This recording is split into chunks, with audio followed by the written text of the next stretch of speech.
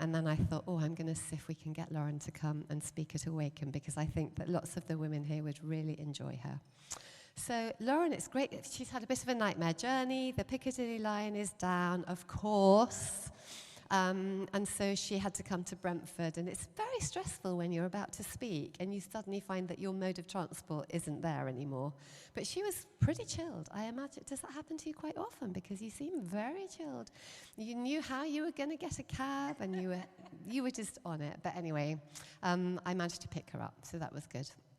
Can I pray for you before we start? Lord, we thank you for Lauren. We thank you for who she is. We thank you that she's your daughter and that you love her so much and that you've had your hand on her life all the way through. Thank you, Jesus, for her wonderful story. And thank you, Lord, that she's willing to come and share that story now. Lord, we know it's costly to share personal testimony. And so we just pray for her. We pray that you'll strengthen her, that you'll anoint her with your Spirit. And we want to pray, Lord, that she will know that as she speaks, she's among friends. She's among friends. She's among women, and women who are for her and who are cheering her on. Thank you, Lord, so much. Amen.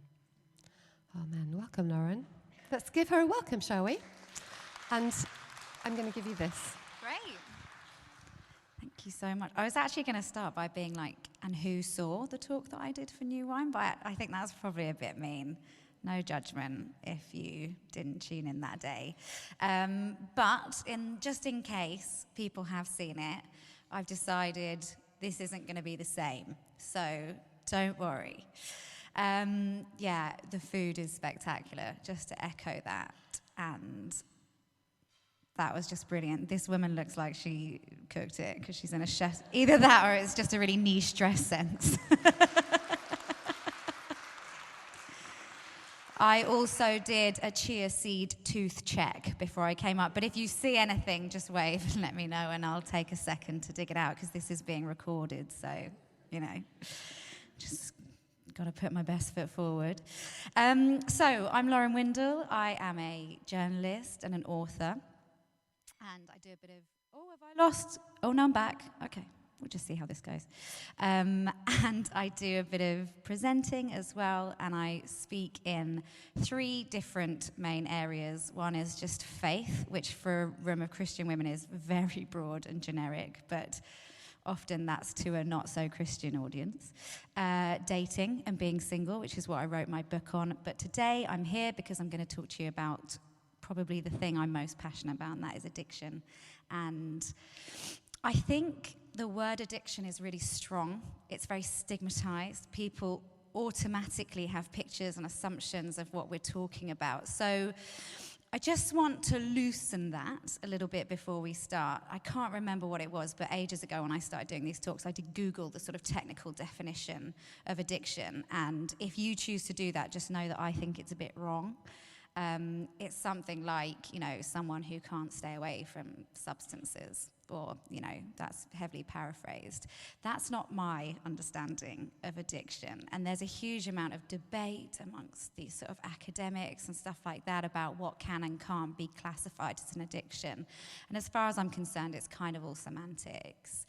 We can all relate to the concept of addiction, because there will have been a moment for virtually all of us where we have said something like, today I'm just going to have 1 glass of wine, and then been like, I've had that one, and I definitely would quite like another one. And then you're a bit annoyed at yourself because you had or I tell you what I do this with all the time. I'm like, today's going to be a sugar-free day, okay? No dessert. I'm not opening the freezer for the Ben & Jerry's. I don't care who offers me cake. It's a hard no. And then you're sitting at your desk and someone's like, someone sent us donuts. And you're like, well, that's just going to have to be tomorrow because someone sent us donuts. And that's a big deal. And actually, that's sort of in that moment where you're like, I promised myself I was going to do that because I knew long-term that was a good thing for me, but actually I'm not going to do that now. I'm going to scrap it. Sometimes that's, totally fine, and we can't be too legalistic about these things. But sometimes that's kind of consistent. And in the life of an addict, that's like 20 million times bigger. That sort of shame is daily, and that's what you live in, and that's what you walk in. And that gets to the point where it's defining you, to the point where it's affecting your relationships with yourself, because you're consistently letting yourself down and not taking care of yourself and making choices which are positive for yourself in the future. Relationships with your friends and family, relationships with God, and potentially work life and everything like that. And there are so many different ways that addictive behaviors can manifest themselves. I often work with women who want to speak about codependency, and I think that we can have been given these messages about our worth and our value that have led us to have quite low self-esteem. So it's really important for us to have validation from other people. And to a certain extent, it's really nice to be told that you're doing a good job, or that you look lovely, or you've chosen a really nice top today. But when this gets to an extreme, it's debilitating. It ruins relationships, romantic relationships. Codependency can absolutely bulldoze through. And then the same can go for working relationships, because you're so desperate for the approval that you end up doing far more than is appropriate for a sort of boundaried employee, and you take it really personally and you stress, and it's horrific. Women often come to talk to me about food. Women often come to talk to me about porn, and no one really talks about porn to women very often. It's often just assumed that the men are the ones who lust and we're fine. Well, that's actually not been my experience. And of the sort of porn users in the UK, a third of them are women. So that's something I don't think is addressed enough. And then there's the classic. There's the one that will have jumped straight into your head when we said about addiction, and that's substances. So that's alcohol, that's drugs, and when we talk about an addict, because it's he hasn't shaved in years, he smells quite bad, he's drinking vodka from or Tennant Super or some sort of something from a paper bag, he's sitting on the street. That's an addict. That's not an addict.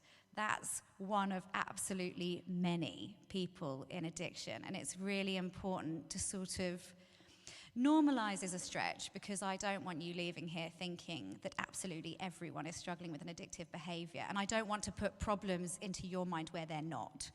It is normal to every now and again tell yourself you're not going to have cake and eat the cake. That does not mean that we need to get you into the priory. But there is a point where it is a problem, and I'd love it if by the time you leave here, you know what that looks like, so that you can watch out for it in your own life. You can speak really frankly with it to the people around you. And also, don't assume that because, you haven't been to university for 20 years and, your boozy days are over, that you're immune. The highest growing group in sort of people seeking addiction treatment are middle-aged women because of alcohol. So again, we're not speaking any of this over ourselves. This is just awareness, wisdom, so that we can stay as close to God as possible and encourage others to do the same. Okay, so we're kind of talking about a sort of spectrum of idolatry, basically. And I sat right at the top of it, because I am coming up to 8 years clean and sober from alcohol and cocaine addiction. So I'm going to tell you a little bit about what that looked like in my life and my story, and then we'll get into sort of like, what does this mean for you and for your stories and your journeys? Gosh, where to start? See, I never write this bit because that's the fun, you just don't know what's going to come out. So I was taken to church by my mum when I was younger. She's a Christian, and that was fine, but I didn't enjoy it massively. I found church very difficult. It was a group of people who I didn't really relate to, and I think I was probably a bit annoying when I was younger. Hopefully just when I was younger. As I said that, I thought someone's going to go, only then. Yeah. But I just didn't get on with church. And where my sister, who was in the same church but just slightly older, so in a different Sunday school group, she found like a family for life. Those people are the godparents to her kids. And I just didn't, and I found it really difficult, and I was kind of bullied. And as soon as I was 13, and my mum was like, right, it's your choice now. You can come with me every Sunday, or you can stay home and watch the EastEnders omnibus. And I went EastEnders, and I stopped going to church. And around that time, so 13, I lived in South London. My friends and I got really into the sort of drinking in parks and things that teenagers do, that the Daily Mail would have you think is everyone relentlessly. Well, it was me, so I can't complain too much about that. So we'd desperately try and buy alcohol from some shop or other, Iceland, buy one, get one free, whatever we could get away with, and we'd head to a local park. And we'd drink, and that was it. And actually, as a sort of teenager in London, certainly in the circles I was in, and these were not church circles, but actually I think it's quite naive to think that what's happening in the world doesn't happen in the church as well. So I don't even know if that clarification is important. It was really normal to drink till you threw up. It was really normal. And no one thought it was... Did people think it was clever? Maybe they did. No one ever pulled me to one side and was like, seems like... at sort of social events, you're really drinking. Everyone was just like, wait, what should we drink? Whose bigger sister should we get to buy us alcohol this weekend? And so it went on. Then I went off to university, again, drinking culture. They set aside a whole first week where you don't have to turn up to lectures because they know you'll be so hungover. That's it. That's the culture. Really threw myself into that and carried on drinking really heavily. Again, massively hiding in plain sight. There's no way to spot an alcoholic from a public drinker, from a just raging teenager who's been allowed out of their family home. They all kind of look the same, unless you stop and ask questions about how someone's feeling and why they're choosing those things and that excess. At the age of 19, so just before I went to university, got a boyfriend. I loved him. He was my world. I was going to marry him. I would have done anything. He was older than me. He claimed to have a level of maturity that I didn't have, and I was desperate to prove that I did as a 19-year-old with a 27-year-old boyfriend, just trying to show that I, could keep up when actually, I was pretty much still a child at 19. And that was a really toxic relationship, and he had his own battles around addiction and excess and things like that, and his own mental health problems, and it was a very controlling relationship. I remember he told me he didn't find it attractive when a woman had a messy handbag, and to this day I do not have a messy handbag. It was just so like, okay, that's it. I'm not going to be that person. And that's such a minor example. And actually, it's nice not to have a messy handbag, because sometimes it's a bit annoying if you do. But actually, there are things that, superficial things like that, you shouldn't feel like your relationship rests on them when you've been with someone for 3 years, But it was really horrible. It was a really horrible time. And we drank very heavily. And... there was physical violence. I need to be very clear, because this is part of some people's stories. It's not part of mine. I was not a victim of domestic violence. It was mutual throwing of punches, often me first, that was met with an equal amount of strength that I was able to exert, which is not ideal, but I can't claim that that's not criminal activity on his part. We had fights. There would be, we'd wake up hungover with blood on the pillows and just think, I don't even remember what sparked this conflict to the extent that we were physically violent last night. So it was really miserable, as I'm sure you can tell. He broke up with me, and my world came crashing down. And actually, as I tell this story, and it's funny because you have such a different perspective when you look back on things when you're not in them. And even when I initially looked back on them in early recovery to now, sort of 8 years down the line, I say my life crashed down. It wasn't built very high, was it? You know, it's not like I had something amazing. But at the time, that was all I wanted, was to be this guy's wife and to have 2 dogs and 4 kids and live, you know, just marginally outside of London. But none of that happened. He broke up with me on my, I've got to repent of something. Every time I do this talk, I always say on my 22nd birthday. But during lockdown, I cleared out some old diaries, and it wasn't. It was 7 days later, which is close enough, I think. But it just doesn't make such a good headline, does it? So 7 days after my 22nd birthday, for accountability, he broke up with me. He dropped me back at my mum's house, and he said, you know, we're done. And I thought, well, what am I going to do now that every single plan I had had for my life was based around my relationship with him? So I got a job in hospitality. And in hospitality, there's very much a work hard, play hard attitude. You know, it's often long hours. They expect you to come in on weekends. You're working very late. I was in a marketing team, and part of that was sort of sales. So I would have to reach out to people who would inevitably spend a lot of money with us in the restaurants, and then I had to entertain them.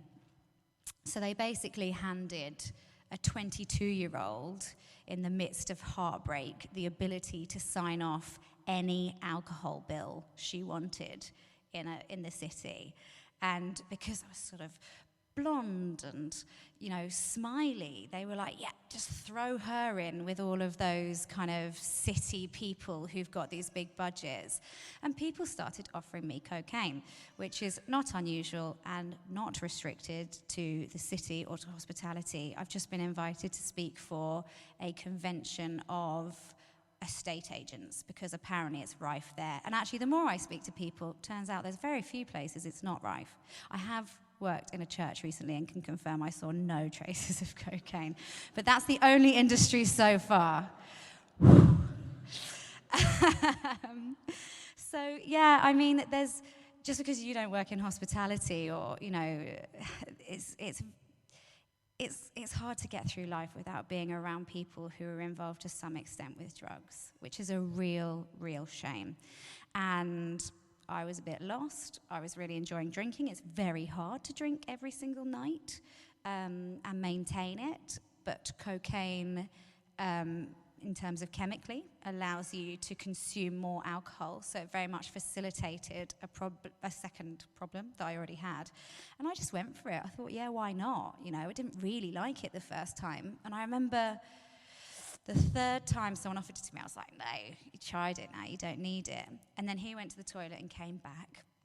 And I thought, no, I think I do want this. And as I took it, I was walking away to the bathroom, and I remember thinking to myself, this is weird, because you didn't like it, but you're going to do it again.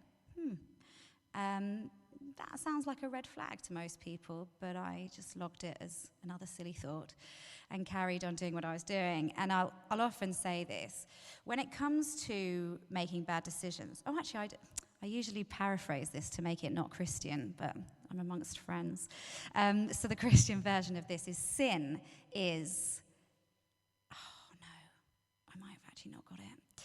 Something along the lines of,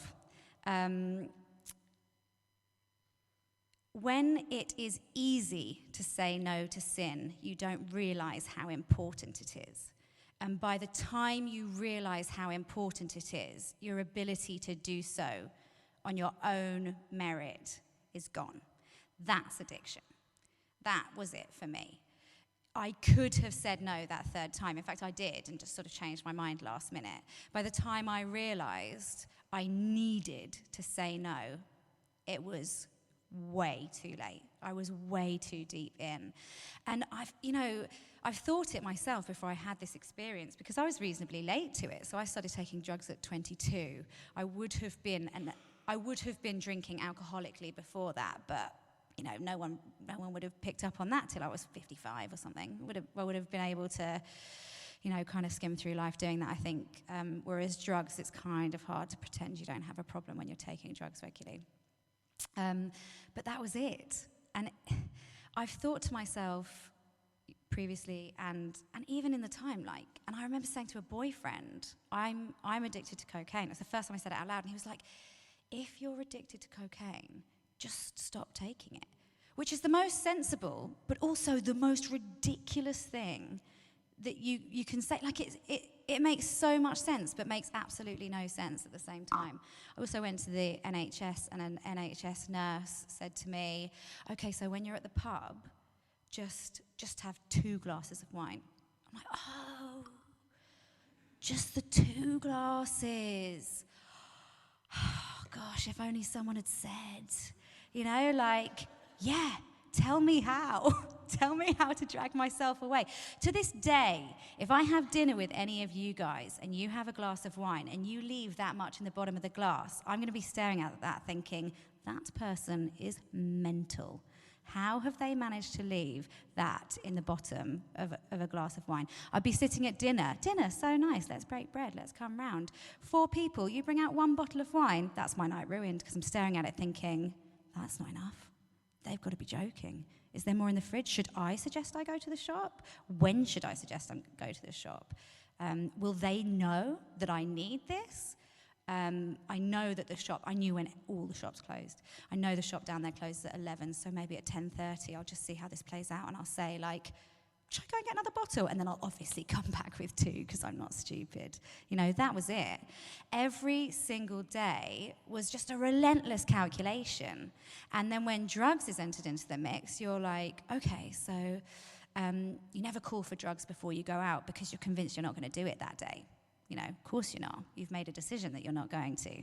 And then you get there and you have your second glass of wine, and at the point when you're supposed to sort of NHS nurse style get up and walk home, you think, I'll just check if my drug dealer's in the area. That's not me calling it. That's not me saying, come on, I'd like some drugs. That's just me going like, hey, how's your evening going? That's totally fine. That's polite, So you just send a message out, and then there'd be like, they'd obviously know that you don't care how they're doing, and they'd just be like, yeah, I'm 45 minutes away, and you'd be like, fabulous, I will see you in 45. And then you've got to do that thing where you have to explain why you're going to a cash point, and then just around the block quickly, and then, because the drug dealer pick you up on that side of the restaurant and drop you on that side, so you've left walking one way and come back walking the other way, and you think no one's noticed, and they've all noticed. And that's it, That's your life, and you're sort of hoping that people aren't picking up on it, and sometimes they're not, but they are. And then things like floaters in front of your eyes kick off, and you start getting numbness in your fingers and toes, and you're waking up with nosebleeds, and you can't remember anything from 5 minutes before, and you're a 23-year-old with extreme memory loss who relies on Post-its just to be able to function at their job, which you're not doing very well, and someone started a spreadsheet to, monitor how late you are every day, and tick a box to say whether or not you smell of alcohol. So, that's all just really fun. And then I decided it was time to make a change when I went out for dinner with 2 friends. One of my friends had moved straight from university with her boyfriend to Paris. And she was back in London, and we went to a French restaurant. How fun. She's French now, so that's lovely. And she translated a word on the menu for me. It was like something, and there was a word underneath it. It said à partager, and I was like, well, I don't know what that means. She was like, that's to share. And I thought, oh my goodness, she speaks French? That is so cool. Then I went and picked up my drugs. I got 2 grams of cocaine, which at the time was about £100. Inflation, I've heard, has kicked into drugs. That's now about 160. So we're not talking like cheap to use drugs in the slightest. So picked up my drugs, went back to the restaurant, and assumed that would be us. We'd be out till 3 a.m. It's a Thursday night. Why not? It's basically Friday. And they were like, oh no, well, dinner's finished. It's sort of 10:30, so we're gonna, go home, which I now know to be the normal response to finishing dinner. And I went home, and I called an ex-boyfriend, got him to get a cab from Horsham, which is not super cheap, and we sat up until 7:30 a.m. demolishing these 2 grams of cocaine. And then my alarm went off to tell me to go into work, and instead of going to work, I called my boss and I said, I'm high, I'm not going to come in. And I think she knew that that was an issue, not just sort of laziness. I think she could tell I was unwell. So she said, okay, I want you to go to bed. I'm going to tell people you're unwell, and I'm going to call you again at 6 o'clock, and we're going to have a chat. Didn't pick up my phone at 6 o'clock. Instead, I called my sister. In the sort of prodigal scenario, she's the one who stayed home and got no credit. And she came round, and I said, I think I'm addicted to cocaine. I can't stop taking it. And she said, okay, well, look, we knew you were drinking a lot. There's 3 things I want you to do. We're going to move you in with me now.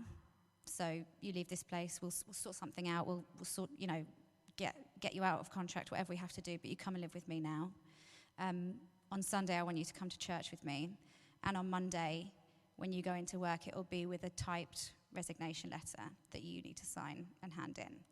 And I was like, no, I don't think I can do any of that. But she made me, because she's older and a bit stronger. So I did it, and I went to church, and I didn't get it. And they were talking about God and stuff, and I just thought, oh, they're so nice. They're like really giving people, but, it's sweet that they believe all that. It's funny stuff. And they said, if anyone wants prayer, please raise your hand. And my sister was sitting there with her palm of her hand out like that, going, oh my goodness, please, Lord, let her pray. Let her say she wants prayer. Let her say she wants prayer. And I didn't. And when I got home, I said, yeah, I get that it's for you. It's just not for me. And she was devastated, because she was like, when people reach out, God, you're supposed to reach back. Why aren't you reaching back? I don't get it. Why haven't you come for her? So I decided to move to Paris so that I, like my friend, could translate random words on French menus. Having never been to Paris before, I packed 2 bags, went on the Eurostar. This was before you couldn't move to Paris without a visa. And I just moved there. And that was it. And I set up my life there in a flat in the 19th in the north of Paris, spent time with my friends, carried on drinking very heavily, but couldn't take drugs because I did not speak French and did not have a drug dealer there. But then I got one. Where there's a will, there's a way, guys. And I found a waiter who worked around the corner from where I lived, and when he clocked off, he became a drug dealer at 1 a.m. And that's when my friends in Paris, who were not into drugs themselves, loved a glass of wine in the sort of very happy to leave a bit at the bottom, mental kind of a way. And they said, we want you to go to a support group, because we've talked about this, but we just think that's not enough anymore, because you're still going and you've moved country, and this is really hard, but you are, you're heading back down the same spiral. So they sent me to a cocaine addicts meeting. I turned up, and it was definitely God. If you go to one of those meetings, often they're quite male-heavy, often men who are sort of in their 50s. This is the only time I've seen this. I walked into a room of 6 women in their 20s, all of whom were reasonably new into recovery, sort of had 3 months sobriety, or, there was one who had sort of 3 years, and she was like the grown-up of the group. That was it, and I just cried. And I remember looking up, and I didn't expect to cry. I didn't expect to get it. I thought yeah, okay, I'm not very good at moderation, but I don't need this. This is super extreme, but it'll be a really good story to tell at the pub afterwards. I went to one of those American meetings, hi, I'm Laura and I'm an addict, and I can tell everyone all about it. Actually, I never felt so heard, so recognized without even saying anything. It was spectacular, and it showed me the value of sharing with people who have common experience, because it can almost feel like a magic trick when someone goes over to you and says just anything. In fact, so one thing I never did when I was using, I washed, but not frequently enough, and sometimes when I really wanted to feel like I'd reclaimed my life, I'd have a hot shower and I'd moisturize my skin. And that to me felt like I'd taken care of myself. It's probably something I did annually or maybe once every 6 months. And we were sitting at lunch after this meeting, and this girl just turned to me and she said, do you know I moisturize every day now? And that means nothing to virtually everyone, but I just thought wow, who takes the time to look after themselves like that. Who would bother, you know? Like, I'm blown away by anyone who has enough value for themselves to set aside. I mean, how long does it take to moisturize? Like 2 minutes? Less, probably. You know, but to me, I just thought, I want that. I want to be able to moisturize every day, you know. I want to be a person who sets aside time to care for myself. So I called my sister and I said, I've just been to this meeting. They've told me that if I want to stop taking drugs, I need to stop drinking as well. And, you know, and she just said, do it. There was no hesitation. There was no like, oh yeah, let's draw up a list of pros and cons. She was like, I think that would be the best thing you could do for your life. So I just decided to do it. And at first, every moment felt like I was teetering on the edge of a relapse, as it were. And I would look at the clock and think, like, what do people do with all this time? Because you're waking up and you're not hungover, and you're not sort of out all night drinking. So it's like, what do you do then? Is everyone just watching Jeremy Kyle? I don't know. So I ended up going to a meeting a day for 90 days because that meant that I sort of filled the time that I was allocating to negative things with something positive. And on day 3, someone spoke about the importance of a higher power in recovery. And I thought, okay, what's that going to look like then? Well, my mum used to take me to church. My sister tried that time with all those really nice people.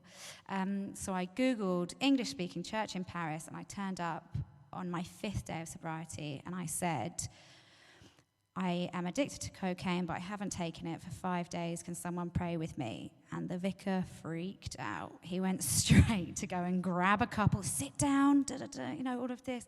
Do you mind if we lay hands on you? Can I get you just to repeat this prayer back to me? Some sort of weird thing about needing Jesus, being a sinner, whatever. If he needed it, then I was fine to do it, kind of thing. But didn't really get any of it.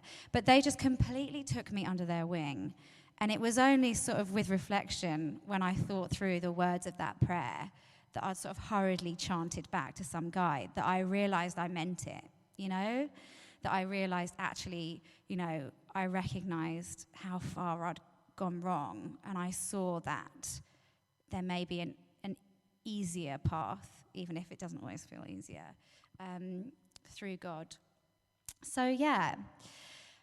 There are 3 things I want to cover before I finish, and I'm conscious that I haven't got too much longer. The first 2 are quite quick, but it's almost like the FAQs section, because this is what people often want to know when I speak about this. If you personally relate to any of that story, and I think it's important not to set yourself up to find differences, ask yourself, where are the similarities? It may be that there's something in your life that is affecting your relationships, that is becoming a problem, that is taking over, that is causing, casting a shadow over the sort of fullness and the good things in your life. I was going to say that's okay. It's not okay. That's not how we want your life to be. But you're not alone. You're not unique in that. Certainly not in the church. Lots of people pretend that they are doing really well, and they're not. And it's okay that you're not, but it's not okay that you sort of suffer through that in silence. That's the way the enemy will get you, is by shaming you into silence, into leaving you and isolating you. Because ultimately, in terms of the enemy, in terms of the devil, Satan, what he wants isn't really to get you to drink lots. He wants to distract you. He wants to pull you away from what your life is supposed to be. And if for you that's gambling or, overeating or undereating or, whatever, or an exercise addiction or a social media addiction, whatever he can use to hook into you, so that you're not really tapping into your Creator, so that you're not really spending that good time with God, so that you're not really living out life in the fullness and the freedom that Jesus died to give you, then he's won. So actually, the best thing you can do, even in the midst of any kind of trauma or mental health problem or psychological issue or physical issue or addictive behavior, is pull into God, because then he's not winning. You know, yeah, it's really tough, but pull into God as much as you possibly can. On a more sort of, in terms of like a checklist thing, here's what I'd love for you to do, is to go and speak to someone. And I don't really deeply know personally the sort of female leadership here, but from what I can gather, this is a really warm, really safe place. And I really hope that everyone who comes through the church feels that as well. There will be someone here who you can say that to. And it doesn't matter if it's porn, it doesn't matter if it's sex. No, it really doesn't matter. One is not worse than the other. Don't listen to stigmas and whatever. It's all just things getting a bit out of control, you know? It doesn't matter how that's manifested itself, but you really, really, really need people praying for you. No one recovers from an addiction in isolation. Everyone needs support. And that support is here for you. We're in such a fortunate position when you go to a church that you have that ready-made, built community. There's other communities which are specific to all of these different addictive behaviors, and they want to hear from you. You are so deeply welcome. And there are specific Christian ones, and then there are sort of mainstream, sort of religious, where you are welcome to talk about your sort of spiritual journey, but in more vague terms. So you talk about God as you understand him, or higher power, you know, your sort of higher power, and leave people to decide what that is for themselves. But they are incredibly helpful, and I have found them to be really quite spectacular. The other thing, so I'd say speak to somebody in church, get people praying for you, and reach out to a group or a charity where there will be people who are not just sort of kind Christians. That's great, and you need that, but who literally know what it's like to have felt the way you're feeling. That really makes a difference.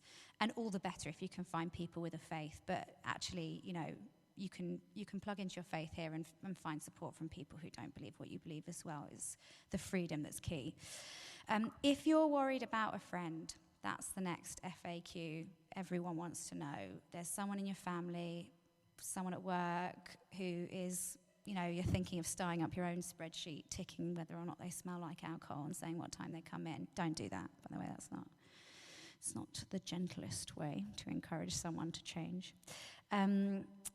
I would say that I'm really sorry that there's someone you love who's going through this, because it's incredibly, incredibly difficult to watch someone you care about consistently make wrong decisions. I wasn't going to say this, but I really feel like God just told me to. I remember a friend of mine, her mum passed away from alcohol and drug addiction. And years later, we were talking about it, and I was now sober. I was drinking when her mum passed away, but now sober, and she said, why couldn't she choose me? Why couldn't she choose me over drink and drugs? And I just want to say it's really not that simple. It's not a case of ranking your favorite things and it turns out that alcohol turns up on top. If someone is consistently choosing something above you, but you know that they're trapped in a cycle of addiction, I promise you they hate themselves for it. It's nothing to do with the amount that they love you, with the amount that they want to spend time with you. It's just that they are deeply, deeply unwell, and they are stuck, you know, and it's not a reflection of your value.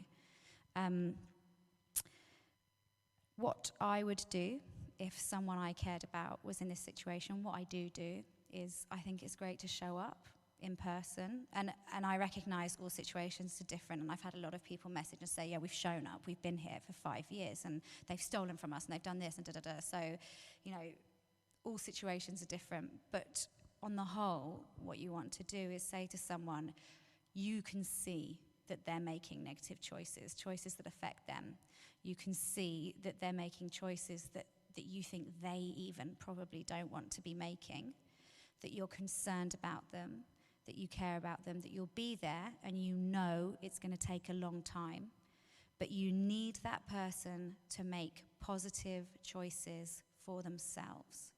And you can provide them with options. You can say, you know, whether that's turning up at a group like I did, or contacting this charity, or speaking to someone at church, or, you know, whatever. You can say, these are some options that I know are really helpful, but we need to see you taking those steps for yourself, because ultimately, you know, I've worked with people who've had their children taken away for drug use, who've had their life crashed down around them, and then they go and they stay clean for like a few months. But they're doing it for someone else. They're doing it so they can tick a box for social services. Until someone realizes that their life is worth fighting for simply because they themselves are valuable, not because someone else is crying, they won't be able to maintain that change. And that's a very difficult thing to wait for that penny to drop for someone you love. But you can't push someone into it, sadly. It's a case of praying. It's a case of getting them ultimately in that sort of sweet spot of regret, unfortunately. So on a hungover morning, when they've just spent more than they could have afforded on gambling, when they've just had a big porn binge and they hate themselves, that's when you speak to them. That's when they're most susceptible to picturing themselves in a life without these horrific feelings. And that's it. But care and compassion is often more effective than shouting and screaming. But it's very hard when you're just a bit, you know, fed up and at the end of your tether. But actually what someone will find if they speak to another addict is care and compassion, but with brutal honesty. And actually that's kind of what you want to get to. Someone who lovingly does not sugarcoat it. So that's kind of what you want to encourage. I wanted to talk you through the 12 steps. I do not have time because there are 12 of them, and there's a lot. So a brief overview, and something that I think is really helpful for everyone, whether they are in a place where they would like to work through an addictive behavior or some idolatry in their own lives. It's just a great practice. And people talk about the 12 steps like it's some sort of mystical thing. It's not. It's 12 very practical steps that you as an individual can take in your life that will regroup, recenter you, and refocus you on God. And actually, there's just no reason why everyone shouldn't be doing this stuff. So steps 1 and 3 are admitting that you are powerless over your addiction, but actually we're all powerless, you know. God's the one who's got the power, and that our lives have become unmanageable. Step 2 is believing that a power greater than ourselves can restore us to sanity. And then step 3 is making a decision to turn your life over to that. So it's basically like, is there a God? Who's that God? It's not me, thank goodness. And, you know, am I willing to submit to God? And I would say, in my experience, the answer to that is yes, and life's a bit better when we decide to do that. Steps 4 and 5 are making an inventory of where life has taken you. And if you haven't done any introspective work, or, you know, you haven't sort of therapist or chatted through something with an accountability or a prayer partner, I really recommend this. It's really difficult though, but practically what that looks like is drawing up a list of 4 different things. Everything you're afraid of, every time you've harmed another person. And, you know, over the course of a lifetime, there'll be loads that you just don't remember, but God tells you the ones you need to remember. Don't you worry about that. The big ones get popped into your head. Every sexual encounter you've had, which is massive, because the shame that we carry around sexual decisions can be debilitating. They can absolutely, you know, ruin future relationships, ruin how you feel about yourself, you know. So recording those things, I think, is very important. And the other is resentments. Mine was 7 pages, front and back, lined, big. You think you're not angry? Write a resentment list and just check. Start it on a Monday, be praying about it all week, and by Sunday you'll be very surprised by the amount of anger you're carrying around. And just pray on it and hand it over, because we don't need to be carrying this stuff. Using that inventory, steps 6 and 7 are about identifying commonalities, consistencies which are tripping you up. Are you a bit prideful? You know, when you look through that list of ways you've harmed people, was it sort of fear of judgment, fear of man? You know, what is it? What's at the heart of some of those negative experiences? Handing those to God. making a list of this is 8 and 9, making a list of all the people you've harmed and making direct amends to them. Really tough. And I've got some excellent and amazing and encouraging stories of doing that, and some which are less so, but I did it. And then 10 and 11 are about continuing these kind of healthy practices through your life. So taking inventory daily, asking yourself, was there something I should have apologized for today? But actually what went really well? What am I grateful for? And maintaining your spiritual life, having a daily prayer practice. And step 12 is helping someone else. So finding someone else who needs something that you've now got as a result of putting in that work with God and guiding them through getting it. It's an amazing process, and it was originally written by Christians, and I would encourage people to think through, like, what elements of those things maybe am I not doing? Where am I not being grateful? Where am I not apologizing? Because actually that sort of process is what reset me, with the help of God, to be far more emotionally stable and healthy, and not to rely on those addictive behaviors to get me through life.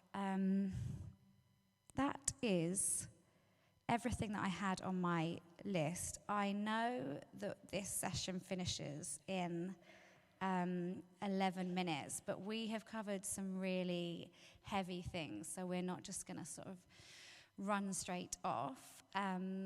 Anyone who is, questions, yeah. So I'll be up here to pray with you guys, and the leadership and the sort of known members of the church would also love to pray with you as well, so if there's anything in particular. But I can take a couple of questions before we sort of leave space for a prayer response, if anyone has one. Yeah.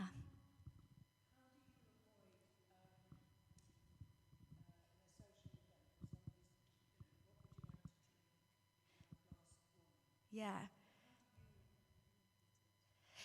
Yeah, okay, so how do I deal with it when it's a social situation and there's lots of drink around, and what do I want to drink and stuff like that? I just order a slimline tonic, and if someone asks why, I tell them it's none of their business. No, I'm not pregnant. No, I'm not driving. I'm just awesome, so that's it, People describe me as the soberest drunk person in the room. So I still manage to bring, I don't need alcohol to embarrass myself, you'll be pleased to. But no, it is. And actually, it took a long time for me to feel confident enough not to explain myself. And that is difficult.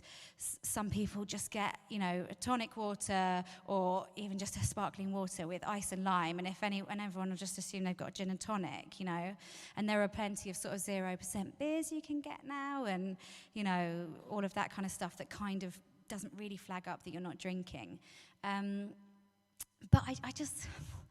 Ideally, I'd love everyone just to have the confidence. And I do think that the tide is turning, that people not drinking and people being, having a stint of sobriety or being sober curious, they call it, is increasingly normal. So I'd hope that there isn't that pressure. But bartenders are the worst. They're like, you want gin and that? And I'm like, no, I don't. And they're like, it's a Friday. And I'm like, yeah, no, I don't want the gin, thanks. It's like, I'll give you a double for the price of a single. I'm like, only if you call my sponsor and explain what you did, and then they back off, But it's a very confrontational way of doing it. But I would hope people wouldn't pressure others to drink.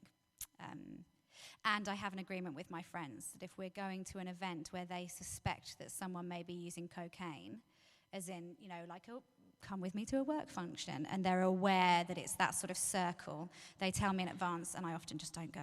And if I notice that people are coming out of the toilets a lot, the sort of classic signs of cocaine, I leave.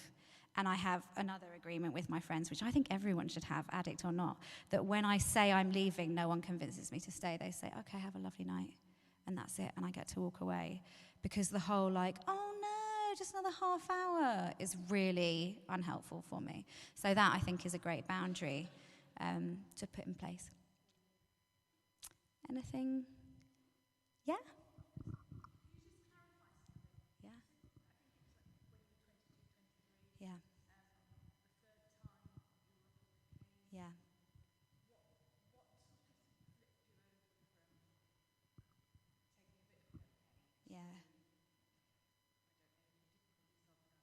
Yeah, I did, yeah.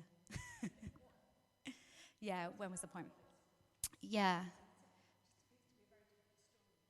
Yeah, definitely. So how did I jump from the sort of third time I took it when I was very much in the sort of recreational stages to the point of addiction? Very quickly. And I'd say the first sort of 2-3 months, I was taking it once or twice a weekend, or like say 2 nights in the week. And then maybe within 3 weeks, I got my own drug dealer, so I wasn't just relying on other people bringing it to me. And then I started, I'd say by 6 months, I was picking up 3 or 4 times a week. And that would have gone, I'd say at my peak, sort of maybe 4 or 5 times a week. I was just lonely and sad, and it presented opportunities to socialize more, different groups of people. It meant that I could last longer on nights out. And the thing with drugs, and I can't speak for all drugs, I didn't try all of them, but the ones that I did try, is that they don't take away your problem, your sort of social anxiety or whatever it is that the issue is, but they do mean that you don't think about it for a while. And that's just was really nice. I was so lonely. I lived on my own. I didn't really speak to my parents much anymore, my sister. I had letters mounting up and bills, and I was just desperately sad that my partner didn't love me anymore. And I was just in the flat that we were supposed to be in together, and I hated it and myself, and I was convinced it was my fault that he'd gone, and if I took drugs, then I didn't need to think about that for a bit. So I wanted to, as much as possible. I had a boyfriend at the time who told me he only ever saw me high or on a come down. There was I don't remember a time of leveling out over the course of those sort of 2-3 years. So I was very reliant on the chemicals to help me forget.